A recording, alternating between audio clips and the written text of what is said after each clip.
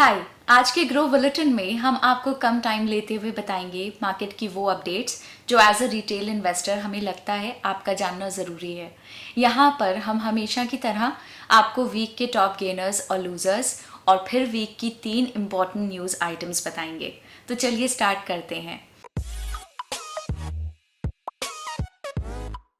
पहले बात करते हैं इस वीक के टॉप गेनर्स और लूजर्स की।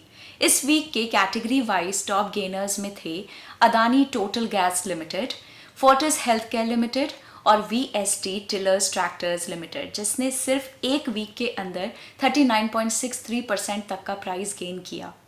लूजर्स में से थे औरोबिंदो फार्मा लिमिटेड, रतन इंडिया एंटरप्राइजेस लिमिटेड और Ujjivan small finance bank limited.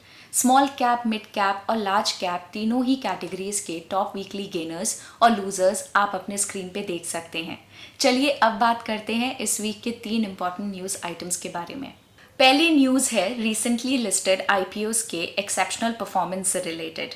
पिछले 2 सालों में न्यूली लिस्टेड कंपनीज के स्टॉक्स ने निफ्टी 50 को 40% से भी ज़्यादा आउट परफॉर्म करा है, जो कि 2014 के बाद से अब तक का सबसे हाईएस्ट गैप है।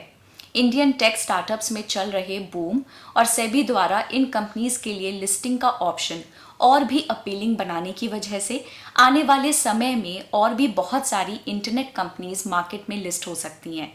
ऐसे में इंडियन स्टॉक मार्केट के मार्केट कैपिटलाइजेशन में 400 से 500 बिलियन डॉलर्स का एडिशन इजीली आ सकता है। दूसरी न्यूज़ है मेटल स्टॉक से रिलेटेड। 20 अगस्त यानी कि फ्राइडे को मेटल स्टॉक्स में हैवी सेलिंग देखने को मिली और निफ्टी मेटल अराउंड 6.4% नीचे क्लोज हुआ। टाटा स्टील का शेयर प्राइस 8.85%, जेएसडब्ल्यू स्टील का शेयर प्राइस 7.19%, एनएमडीसी का शेयर प्राइस 9.94% और स्टील अथॉरिटी ऑफ इंडिया का शेयर प्राइस 8.68% नीचे गिरा।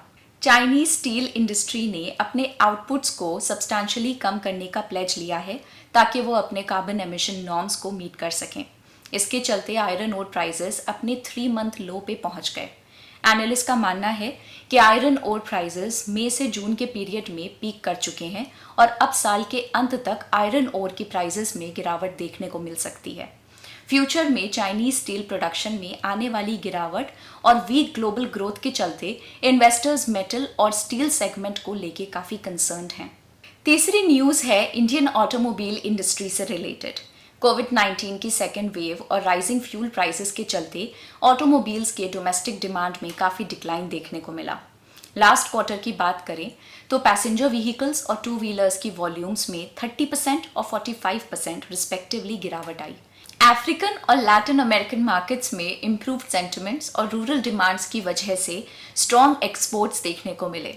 2 व्हीलर कंपनीज ने रिकॉर्ड 11.3 लाख यूनिट्स एक्सपोर्ट करे, जो कि काफ़ी इम्प्रेसिव है। बजाज ऑटो, टीवीएस मोटर और हीरो मोटोकॉर्प ने अपने all time high overseas shipments touch करे।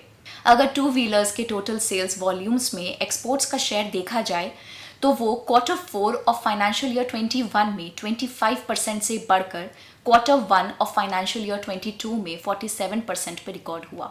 वहीं कार्स और पैसेंजर व्हीकल कंपनीज ने भी काफ़ी अच्छे एक्सपोर्ट नंबर्स रिकॉर्ड करे। इंडिया की largest car maker company Maruti Suzuki ने रिकॉर्ड 45,056 यूनिट्स एक्सपोर्ट करे। ऑटोमोबाइल कंपनीज के रिकॉर्ड एक्सपोर्ट्स के चलते कंपनीज को डिक्लाइन डोमेस्टिक डिमांड से होने वाले इम्पैक्ट से कुशन मिला, लेकिन एनालिस्ट का ये मानना है कि जैसे ही डोमेस्टिक मार्केट में डिमांड बढ़ेगी, एक्सपोर्ट के नंबर्स कम होते हुए नजर आएंगे। आने वाले समय में ऑटोमोबाइल कंपनीज ये एक्सपोर्ट के नंबर्स कितना सस्टेन कर पाएंगी, वो देखने वाली बात होगी।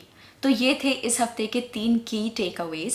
मार्केट से रिलेटेड सारे अपडेट्स देखते रहने के लिए ग्रो के चैनल को सब्सक्राइब करें और हम आपको एक बार फिर याद दिला दें, ये वीडियोस सिर्फ एजुकेशनल पर्पस के लिए हैं, ये कोई बाइंग या सेलिंग रिकमेंडेशन नहीं है। Bye bye.